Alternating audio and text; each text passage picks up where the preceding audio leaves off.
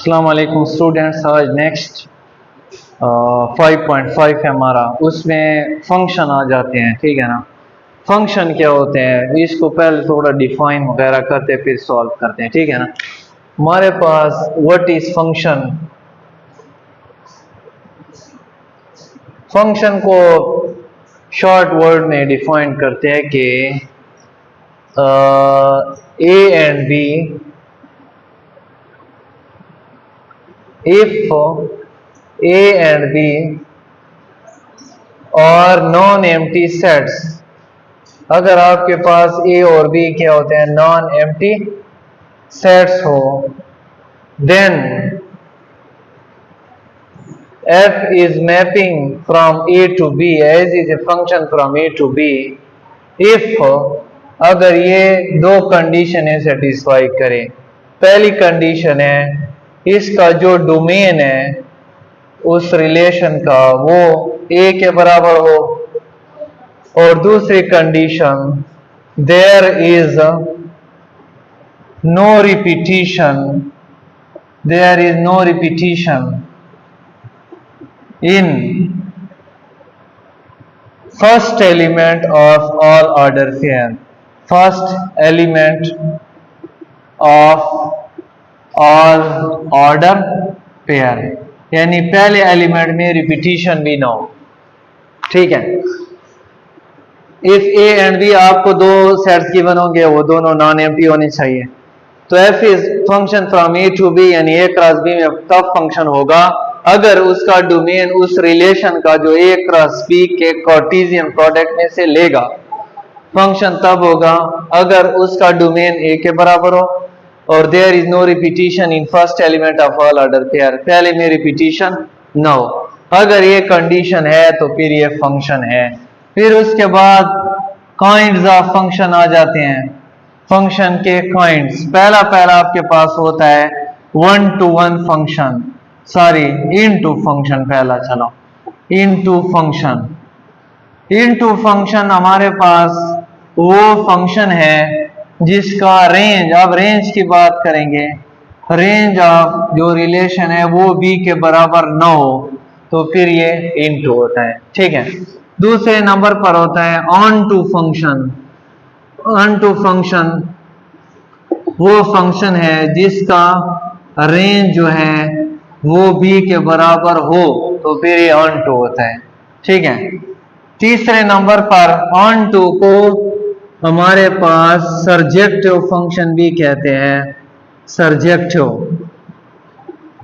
Function भी इसको कहते हैं। तीसरे नंबर पर है हमारे पास one to one function. One to one हमारे पास कौन सा फंक्शन होता है one to one function. There is no repetition, there is no repetition in second element of all order pair। Order pair second element में हमारे पास repetition न हो तो फिर ये क्या होते हैं वन टू वन फंक्शन होता है। ठीक है। नेक्स्ट हमारे पास टाइप नंबर जो 4 है उसमें है one to one and onto function. One to one भी हो और ऑन टू भी हो। ठीक है ना। तो फिर ये इसको बाइजेक्टिव फंक्शन भी कहते हैं। बाइजेक्टिव वन टू वन भी हो, one to one means there is no repetition in second element, और हमारे पास ऑन टू भी उसका रेंज बी के बराबर हो तो फिर ये बाइजेक्टिव इसको कहते हैं। और नेक्स्ट है वन टू वन और इन टू। अगर वन टू वन भी हो और इन टू भी हो इसको इंजेक्टिव कहते हैं। इंजेक्टिव फंक्शन जो दोनों हो तो फिर आपके पास वन टू वन और इन टू यही इंजेक्टिव होते हैं। नेक्स्ट हमारे पास है one to one correspondence. One to one correspondence, one to one correspondence क्या होता है। If there is no repetition, if there is 1 to 1 या 1 1 तकरीबन सेम टू सेम है, बहरहाल इसमें थोड़ा चेंज है। There is no repetition, repetition no in codomain, codomain में हमारे पास repetition no, and there is mapping in codomain, there is mapping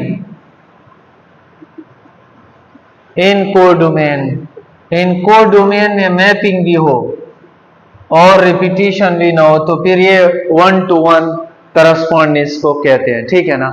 exercise पर आते हैं। एक्सरसाइज हमारे पास है 5.5, उसमें पहला क्वेश्चन है, ये सारे मतलब है इसकी थ्योरी है, और थ्योरी अगर आप पाएंगे तो ये तो आसान है, ये एक स्टेप के सवाल है, ठीक है ना। मेन चीज फंक्शन, उसके काइंड्स, ठीक है ना, और इसके बाद 1 to 1 करस्पॉन्डेंस। अब क्वेश्चन नंबर 1 हमारे पास है कि आपके पास देखो दो नॉन एम्प्टी सेट्स है, ए है 1 2 3 4, ये सेट ए और बी आपके पास है 6 7, ठीक है, और आपको कहता है कि एंड द फॉलोइंग और relation from A to B, और आपको नीचे 3 रिलेशन दिए हुए हैं और 1 और 2 और 3, ये कहता है कि ये रिलेशन फंक्शन है कि नहीं है, अगर है तो ठीक है, नहीं है तो फिर मतलब है कि these are function are not, if these are function अगर है तो फिर ये किस किस्म के हैं, पहले फंक्शन होना जरूरी है, उसके बाद काइंड्स चेक करेंगे।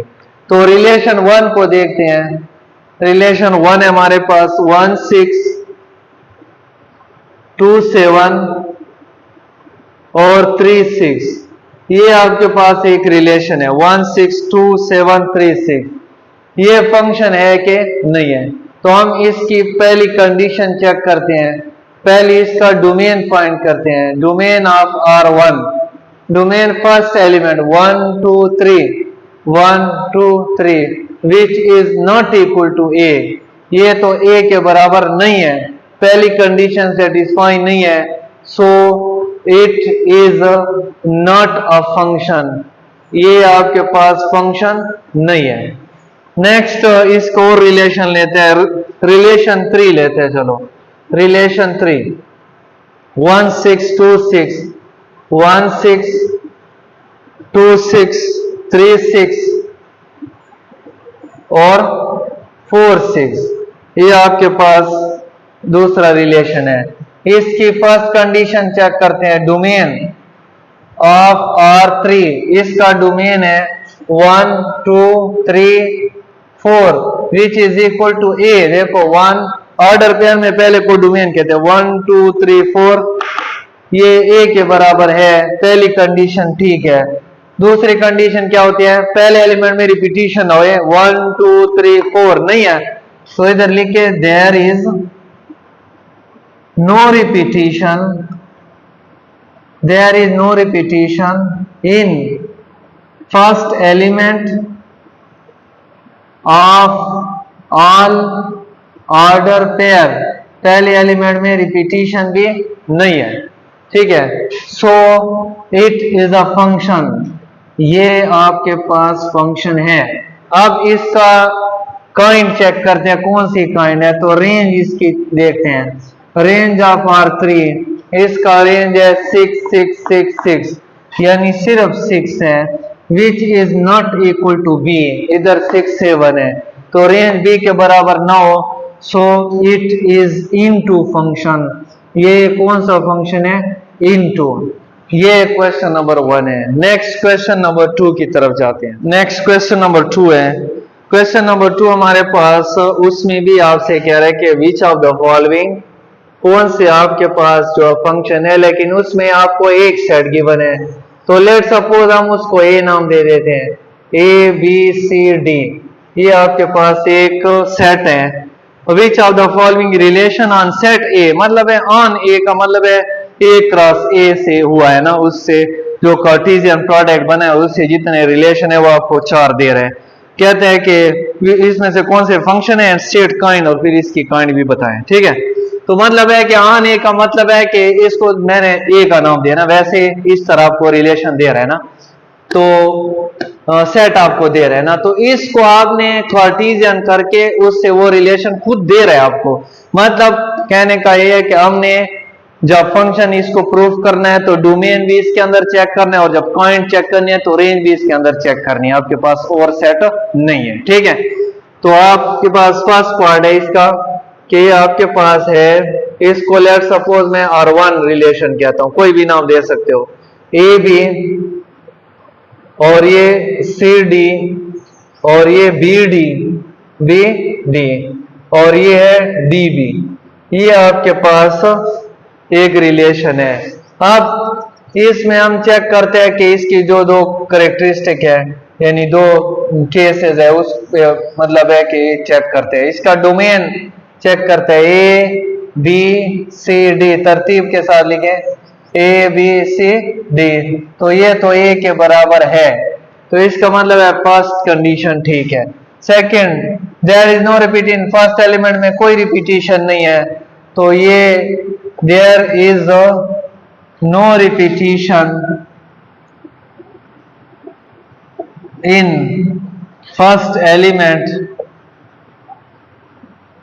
ऑफ ऑल ऑर्डर पेयर, पहले एलिमेंट में रिपीटिशन भी नहीं है, so it is a function, तो ये आपके पास के फंक्शन है, ठीक है ना।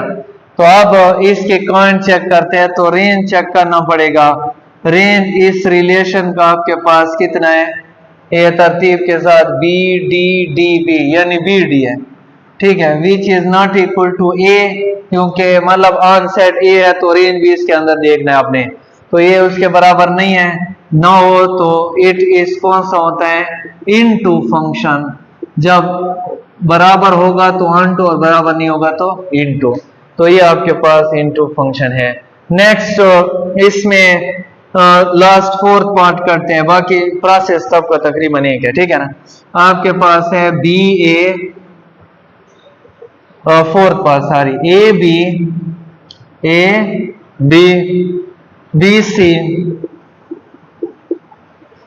सी बी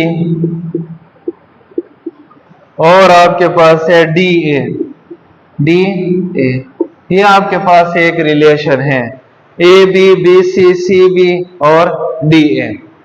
इसका फर्स्ट केस देखते हैं, डोमेन ऑफ रिलेशन, इसको लेट रिलेशन 4 कहता हूं मैं, रिलेशन 4 का जो डोमेन है वो आपके पास ए बी सी डी है, A B C D which is equal to आपके पास ए है, पहली कंडीशन तो ठीक है क्योंकि ए बी सी डी। दूसरी कंडीशन, रिपीटिशन भी नहीं है, देखो ए बी सी कोई दो दफा नहीं आए, तो इधर लिखे there is no repetition in first element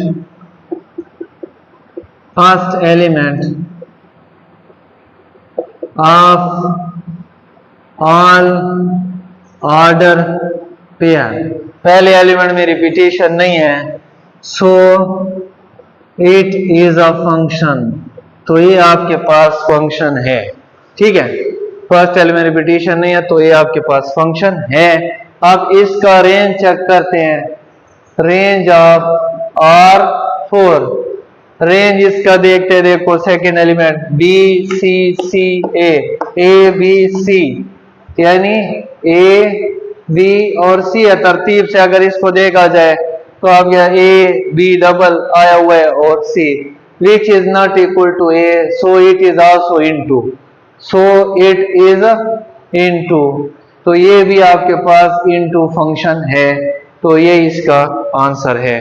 question number 3 है, क्वेश्चन नंबर 3 में कहता है कि 1-1 करस्पॉन्डेंस आप इसके अंदर चेक करें, उसके लिए फिगर बनाते हैं, फिगर से थोड़ा इजी हो जाता है, ठीक है ना। आपको दो सेट्स गिवन है 0 1 2 3, ए बराबर है 0 1 2 3, ये आपके पास सेट ए है, और बी आपके पास है एक्स वाई जेड पी, ये आपके पास दूसरा सेट है। 0 1 2 3 और x y z p state whether the following relations show that there exists a one correspondence between a and b, if not give the reason। तो आप रीजन भी दें। तो इसका फर्स्ट पार्ट चेक कर लेते हैं। फर्स्ट पार्ट में आपको रिलेशन दे रहे हैं, इसके अंदर वन करस्पॉन्डेंस है कि नहीं है। 0x, नेक्स्ट है 2z और 3y और 1p, ये आपके पास एक सेट है। तो ये कहता है कि इसके अंदर वन करस्पॉन्डेंस है कि नहीं है। तो सेट से थोड़ा इजी हो जाता है, ठीक है। इसके हम थोड़े फिगर बनाते हैं। ये a, ये b, 0 1 2 3, इसमें b वाले एलिमेंट लिखो x y z p। Definition क्या थी कि there is no repetition in codomain. Codomain ये डोमेन है और ये कोडोमेन है, इसमें कोई रिपीटिशन ना हो, ठीक सही है। और दूसरी चीज है कोडोमेन मस्ट बी मैपिंग, वो मैपिंग करेगा, ठीक है ना। यानी इसके अंदर मैपिंग होगी। तो आप देखो 0 x के है, 2 किसका है z, 3 आपके पास जो है y का है 3y, और 1 किसकी तरफ जा रहा है, यानी पेयर बना रहा है p की तरफ। तो देखो ये सारे पेयरिंग कर रहे हैं, कोई ये देखो अनपेयर्ड भी नहीं है और हमारे पास जो है कोई रिपीटिशन वगैरह भी नहीं है। So there exist one correspondence between A and B, 1 to 1 correspondence. इसके अंदर 1 to 1 करस्पॉन्डेंस मौजूद है, ठीक है। नेक्स्ट तो हमारे पास इसका पार्ट सेम टू सेम है, ठीक है ना। चलो नेक्स्ट पार्ट भी इसका देखते हैं। सेकेंड पार्ट आपके पास है 0x 1z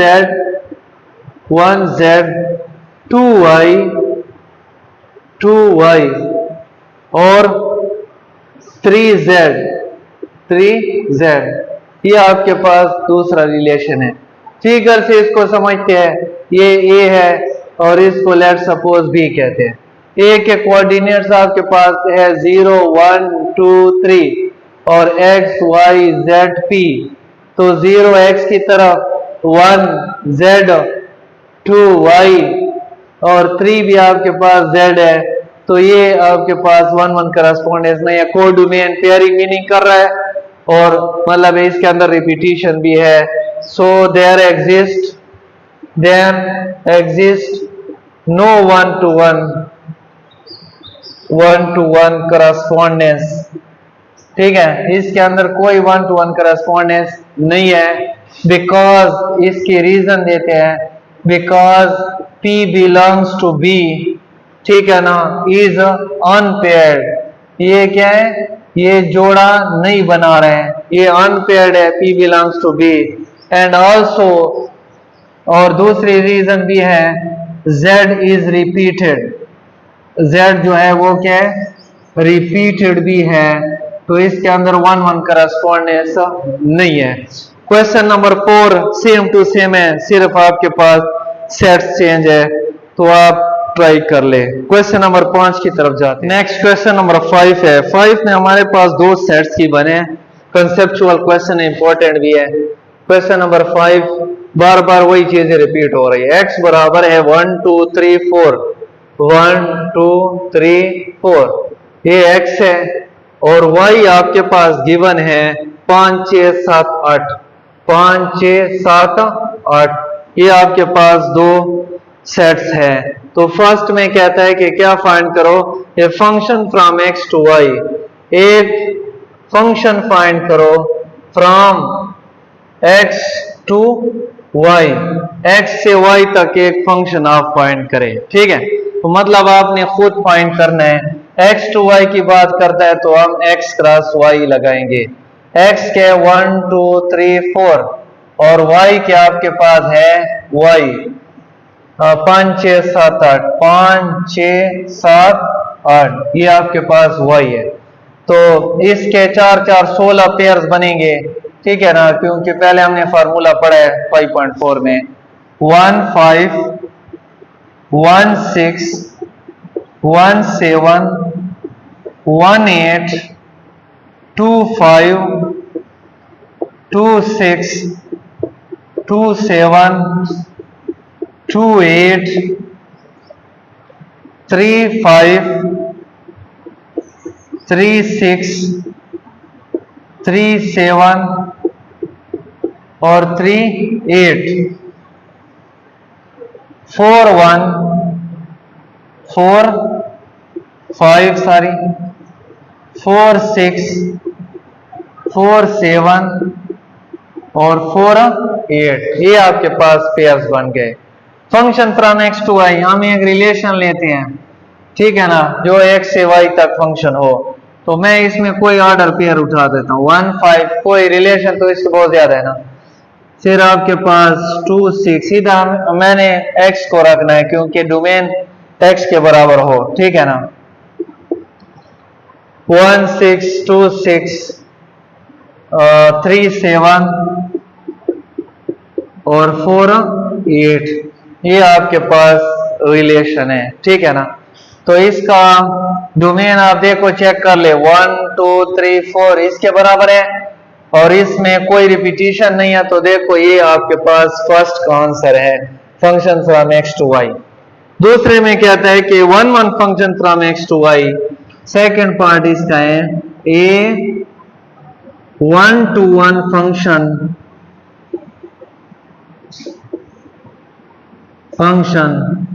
from x to y। 1 to 1 function लिखो x से y तक। 1 to 1 फंक्शन हमारे पास वो भी देखो, अगर चेक किया जाए तो ये देखो 1 to 1 है, सेकंड एलिमेंट में कोई रिपीटिशन नहीं है, तो आपके पास ये 1 to 1 फंक्शन है। तो इसी को आप दोबारा लिखें, यही फर्स्ट का और सेकंड दोनों का आंसर है। 3 7 और 4 8, ये 1 to 1 फंक्शन भी है, ठीक है। उसके बाद थर्ड पार्ट में कहता है, तीसरा पार्ट, उसमें कहता है कि रिलेशन विच एग्जिस्ट 1 1 करस्पॉन्डेंस, ठीक है ना।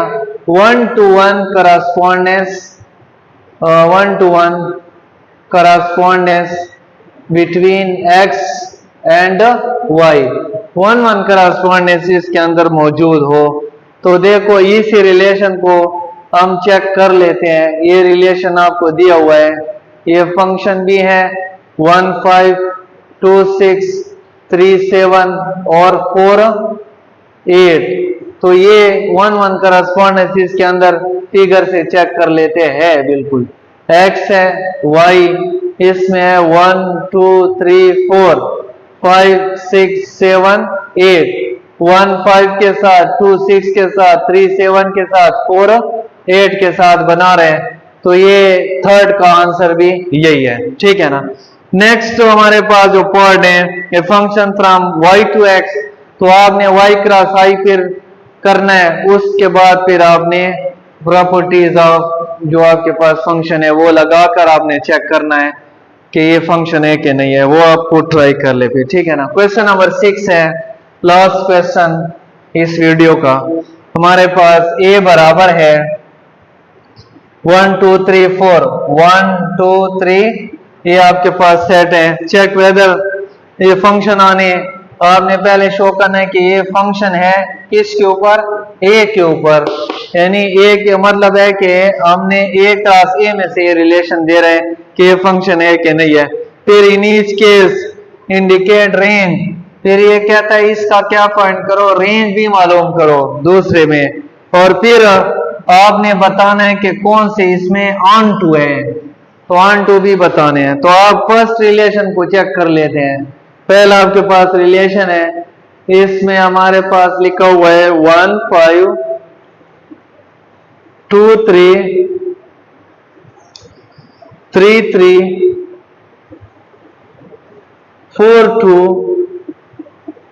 और 5 1 5 1। ये आपके पास चेक करते हैं कि ये फंक्शन है कि नहीं है। तो पहली कंडीशन इसके ऊपर लगाते हैं, डोमेन ऑफ रिलेशन, इसको लेट सपोज R1 आप कहते हैं, ठीक है ना। R1 का domain 1 2 3 4 5, 1 2 3 4 5 which is equal to A। ये देखो 1 2 3 4 तो ये तो ए के बराबर है, सही है, क्योंकि हमने ऑन ए चेक करना है ना। फर्स्ट केस ठीक है। दूसरा case there is no repetition A ना, फर्स्ट एलिमेंट में कोई रिपीटिशन नहीं है, तो आप खुद लिखें। तो ये आपके पास so it is a function, ये फंक्शन है। अब इसका कहते हैं रेंज मालूम करेंगे, क्योंकि काइंड के लिए रेंज जरूरी है। रेंज आपके पास है 1 2 3 3 5, 1 2 3 5, इसके अंदर 4 नहीं है, देखो अगर चेक किया 1 2 3 और 5 है, ठीक है। तो इसका range not equal to B आ रहा है, ए के अंदर चेक करेंगे तो ये तो इसका रेंज इसके बराबर नहीं है, ठीक है।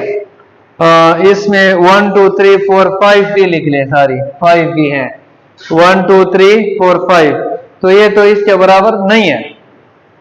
So it is not onto, ये तो इनटू है ना, वो कहते हैं ऑन टू बताएं, ये नॉट ऑन टू फंक्शन है।